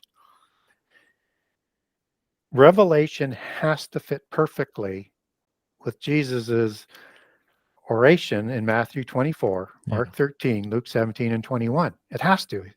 He would not contradict himself. And it's his testimony that he's provided. And it does, if you understand how to break up revelations. And I would encourage people to look at the churches as the first piece. And there's also some prophecies that are put in with the blessings to the churches that aren't fulfilled to the end time. It's kind of like one of the dual prophecies of the Old Testament, part of a vision prophecy as well, as in some of the Daniel prophecies. It's got the same MOs of that. Some of the things that haven't been fulfilled, so just that people don't know that I'm talking through my hat, is that you have 10 days of tribulation. That wasn't fulfilled in that period of time. That's 10 years of tribulation. And that happens before, obviously, and inclusive of the tribulation of the saints that's recorded in Revelation 7, which is distinct from the Great Tribulation that's talked about in Matthew 26, for example, where it says tribulation, and then he's talking about also tribulation in Matthew 24, 7-8, where it says affliction. Those words both go back to Philipses. Same word, different translation. And people will say, well, they were using it for this because it's different than the Great Tribulation. And it's, oh, okay, that's fine. But, in the book of Mark, when it talks about the Great Tribulation, and it's the exact same wording for the most part, except that it's translated as affliction. Yeah. It goes back to Philipses. So there's a Great Tribulation not seen since the beginning that also 2 Peter 3 is talking about. Mm-hmm. And you have the tribulation of the saints that Jesus is talking about it's translated as affliction in Matthew 24 before the abomination. And the same tribulation that's happening for the tribulation of the saints, that the first part of this resurrection sequence where you have the first fruits who are martyred are told to wait for 3.5 years until the complete first half is done. So anyways, I was going on in how you quickly sort of understand Revelation. Sorry, I got down that rabbit hole. So Revelation 6 to 14 is about the first 3.5 years. Yeah.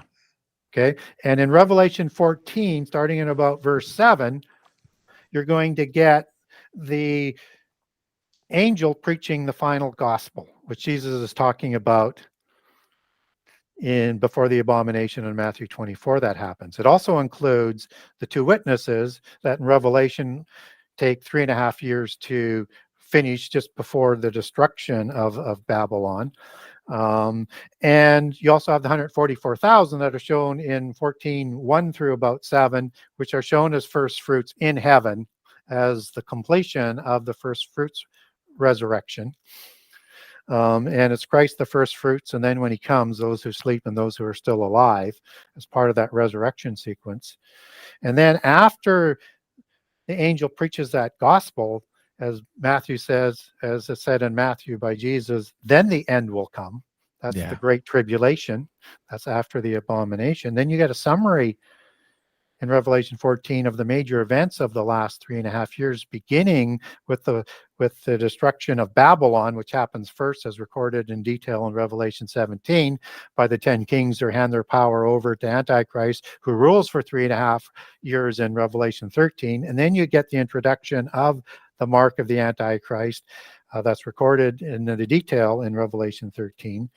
And then you have the harvest, which is the Armageddon War that happens in Revelation 19. And so you get that lineage, and that's the same lineage that and chronologies that is shown in Matthew 24, Luke 17, and 21. Yeah. So don't let people just fool you. You can line things up. And when you put everything around what Jesus said versus vice versa, or vice versa, as some people say, you take away all the contradictions. Yeah, everything fits, even the Old Testament. Yeah. And if you want to understand it, you just have to believe what a Redeemer said. And he wouldn't make it so you couldn't understand it. He gave it to us so we would understand. And what we do is we complicate it and try and use it to deceive people. Those two things derive at a whole bunch of different things. And it's okay to agree to disagree on prophecy. But one of the things I try and do is that I believe there can be no contradictions. Yeah. And you cannot leave out inconvenient passages. Yeah. And do not try and reinvent what the Bible says. Yeah. I see that quite often myself. So it's one of those things like we talked about in the very beginning of the show, and it's a great place for us to put the stop on today, which is, get in there and read for yourself. Go study God's word, go study Christ's words in Matthew 24 when he's, clearly talking about the end times. Go in there and read for yourself. And then, everybody sees it every day when we turn on the TV, we see what's going on around us. There's no doubt about it. I know there's tilts and spins to a lot of the media, but we can still see the reality of what's going on around us. So, but Gary, thanks so much, man. Really appreciate you coming on the show. No and problem. we'd Can love to have you back to dive into more, man. Yeah. Yep. Can I finish off with just one thing for people to think Yeah, about? please do. Yeah. So I'm going to throw out some names here. These are giant names recorded in the Bible. And just to give people an idea, and these aren't the hybrid giants. So you have like the Emim, you have the Anakim, and notice I'm using the I am plural, and I explain that in book 2 why you don't use ites, because ites, as in Israelites, aren't giants. Some of the ites are hybrids, but I am is the plural that was used in ancientology and in some of the names in the Bible. But you have the Emim, the Anakim, the Horim, and the Avim that are talked about in Deuteronomy 2. You also have the Hivim, you have the Hurim, and you have the Horim, you have the Perizim, you have the Amalekim, you have the Zuzim, you have the Zamzuzim, you have the Gesherim, the Gerzim, the Makathim, the Kenazim, the Kenim, the Kadmonim, the Cherithim, the Caphtorim, and the Caljulim, and the Jebalim, just to name it. I haven't named them all giant nations that are recorded after the flood in the Bible. And in book 2, I show you how you know they're giants, and I take them back to their patriarch, and some of them to their eponymously named celestial mafia godfather. Well, for those of you out there who want some information on how to get Gary's works, and I would highly recommend you pick these books up for a lot of detailed information we talked about today. You have the Genesis 6 Conspiracy, and then you have the Genesis 6 Conspiracy Part 2. Thank you, Vanna. That's very appreciative of you. And then if you want to get these books, you can actually get them through our website. Gary's page is actually already up. I already made sure his page was up and ready to go. And when this episode comes out, you can actually get it there. So if you go to thetfhc.com/guests and you click on Gary's page, you will be able to actually get his works there through our Amazon affiliate links, which actually helps him out and the show. So by all means, go there. Yeah, and if you want the digital version, off my website, there's a link to Amazon for the Kindle version of both. And shortly, I'll have a link up for the Audible version for book 1. We finally got an Audible version done after many attempts and failures and cost overruns and things like that. So it's available through Amazon Audible now, and also through iTunes. And it's narrated by Nell Jackson. It just came out about a month ago.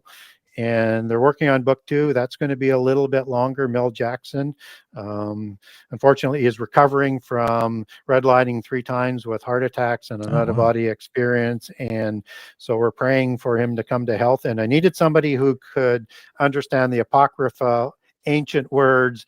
And as difficult as book 1 was to do, book 2 is even more difficult. So, as you just read, yes.